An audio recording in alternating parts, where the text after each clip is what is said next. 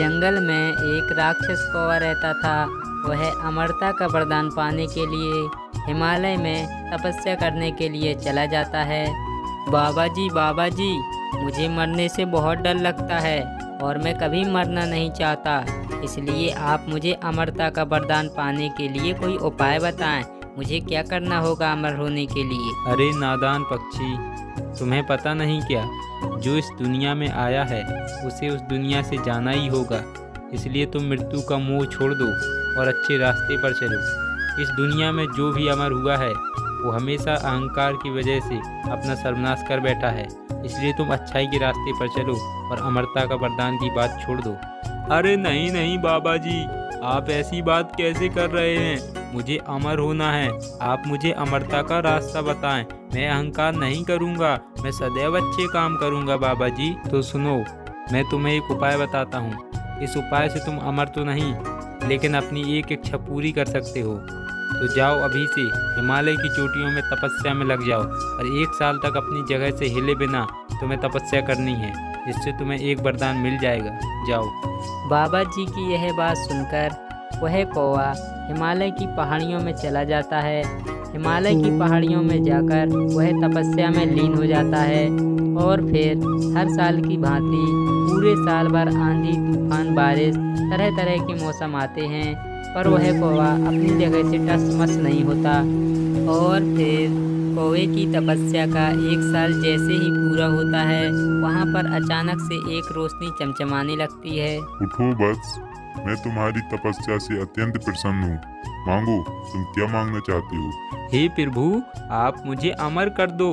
मैं अमर हो सकता हूँ या नहीं? नहीं, हम तुम्हें अमरता का वरदान नहीं दे सकते। तुम और कुछ मांगो।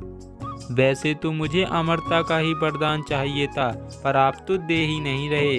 अब ऐसा करो, रावण की तरह मेरे भी 10 शीश कर दो। ऐसा कहते ही उस कौवे के 10 शीश हो जाते हैं और उसका रूप भी बदल जाता है। उसे एक शक्ति और मिलती है जिससे वह किसी भी तरह के कौवे का रूप ले सकता है। मेरे पास शक्ति आ गई है।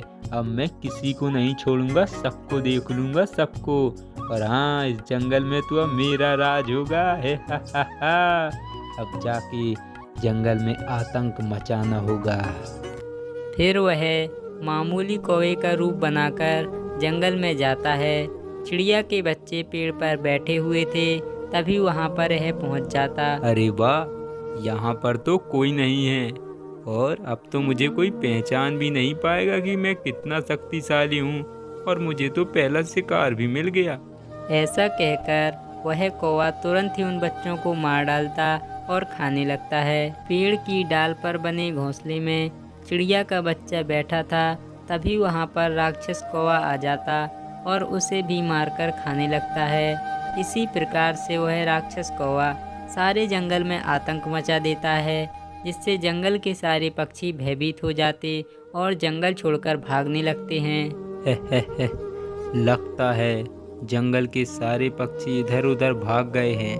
अब तो इस जंगल पर मेरा ही राज है और अब मैं यहाँ का राजा बन चुका हूँ। राजा, अब मुझे एक मंत्री भी रख लेना चाहिए। अरे जुगनू, आज से तुम मेरे प्रधानमंत्री हो, समझे?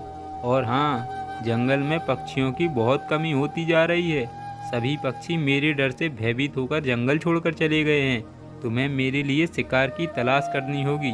जाओ और पता करो कहाँ पर वो चिड़ियाँ हैं। अरे हाँ सरकार, आपने कह दिया, समझो काम हो गया। आप जुगनू पर भरोसा रखिए बस। पर सरकार, मैं आपसे एक बात कहना चाहता था। वो जंगल है ना पास में, उसमें एक चिड़िया की शादी हुई है, उसकी डोली जाने वाली है, तो आप वहाँ जाकर लूट मार मचा लो। ऐसे ही वह राक्षस कौवा जंगल में पक्षियों की शादी में जाकर लूट मार किया करता था। अरे ओए पक्षियों, ये डोली कहीं नहीं जाएगी। इसे डायरेक्ट मेरे घर में ले चलो, मेरे महल में ले चलो, समझे? जंगल के सारे पक्षी राक्षस कौवा की वजह से बहुत परेशान थे। उसी जंगल में एक टुनी चिड़िया रहती थी जो माँ दुर्गा की बहुत बड़ी भक्त थी।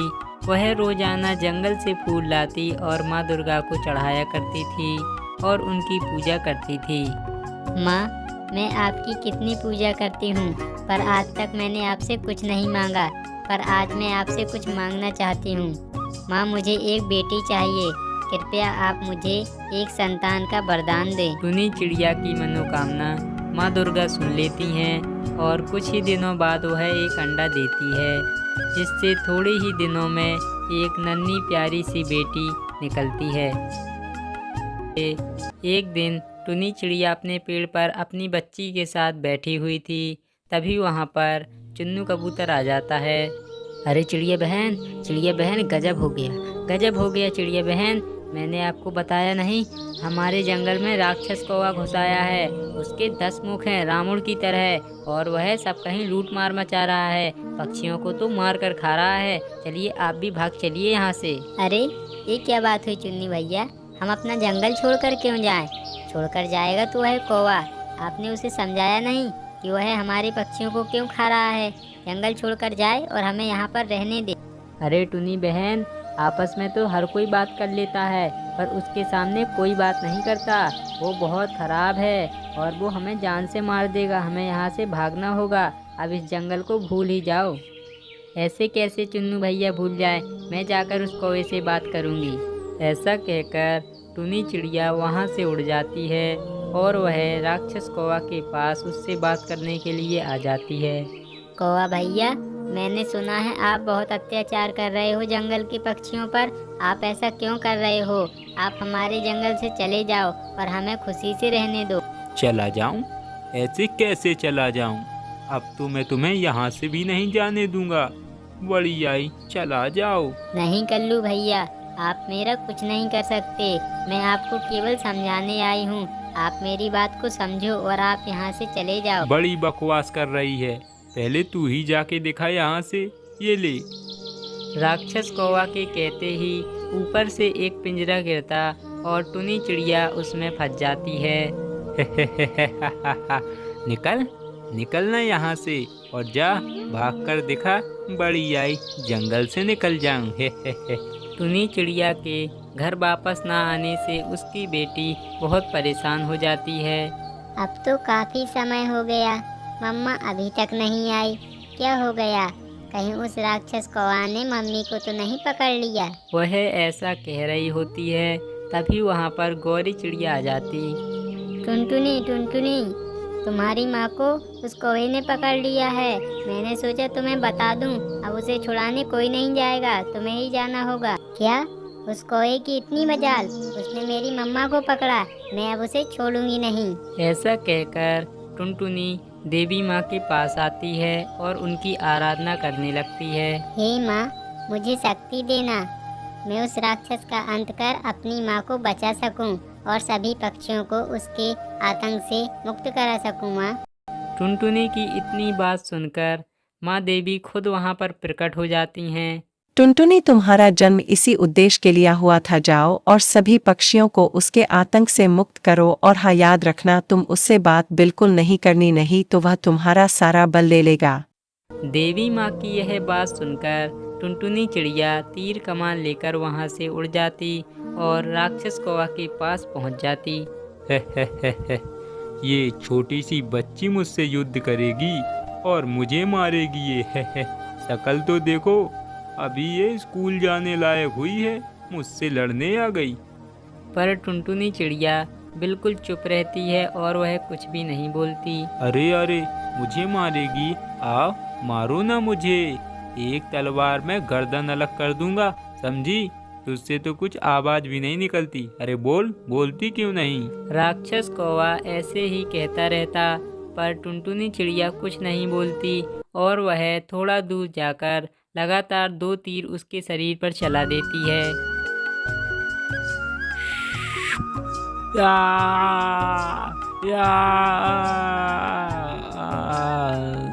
तीर लगते ही कल्लू कौवा जमीन पर धड़ाक से गिर जाता और वह छटपटाता रहता। थोड़ी ही देर में उसकी मौत हो जाती है और फिर टुनटुनी चिड़िया अपनी माँ को छुड़ा लेती और वे दोनों खुशी खुशी रहने लगते हैं।